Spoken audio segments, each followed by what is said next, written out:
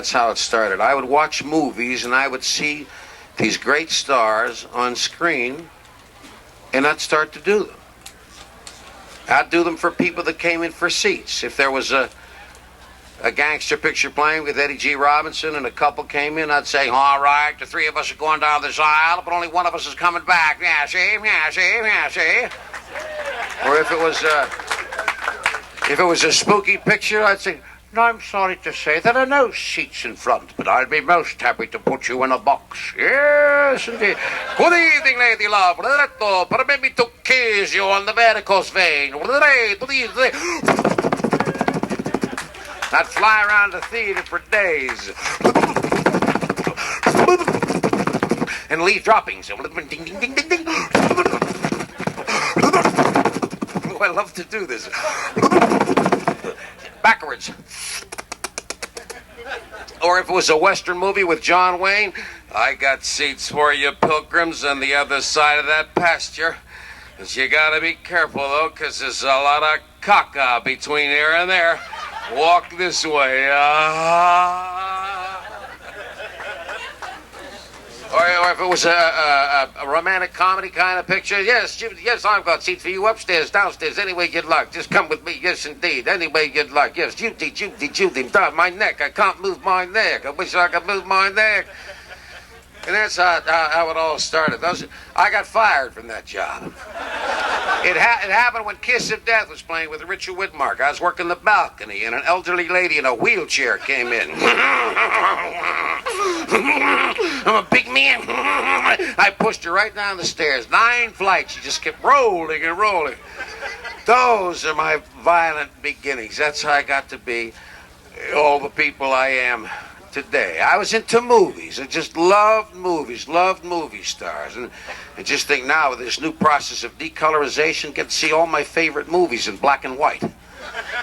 Movies, I love them. When I look back over the moments of my life, I remember the moments in their lives. I remember seeing Kirk Douglas for the first time in a picture called Champion, in which he said for the first time,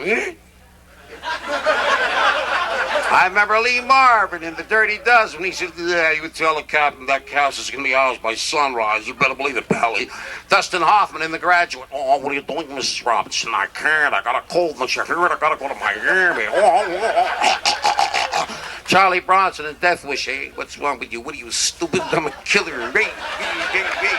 Alec Guinness and Bridge over the River Kwai. Yes, these are my men. Each and every one of them are going to build the bridge over the River Kwai. Yes.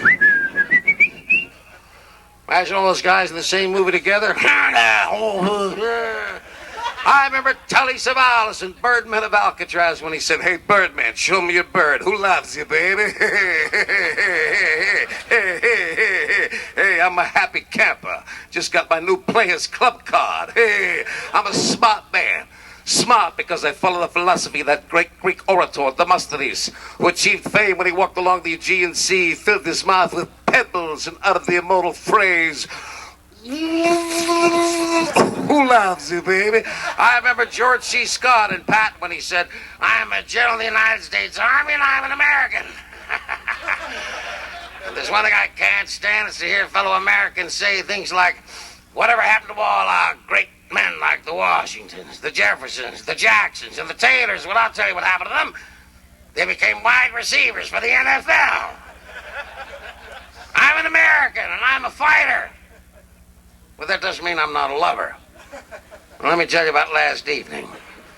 Last evening I spent some romantic hours with perhaps the most beautiful woman in this world. And I must tell you, when I gazed into her soft blue eyes, and then ran my fingers through her silken hair, and then pressed my lips up against those voluptuous red lips of hers, I couldn't help wonder, what the hell are we going to do about that lunatic Saddam Hussein? It's no coincidence that Saddam backwards is mad ass. And that's my involvement. One impression led to another, then another. Before I knew it, I was a mimicaholic. This is my life. I made up my mind. I wanted to be a performer. I wanted to be in movies. I wanted to do television. And I did. I did television. Did a lot of shows. The Defenders, The Empire, The Doctors and Nurses, The Naked City. Did some movies. Started on Broadway in a show called Jimmy.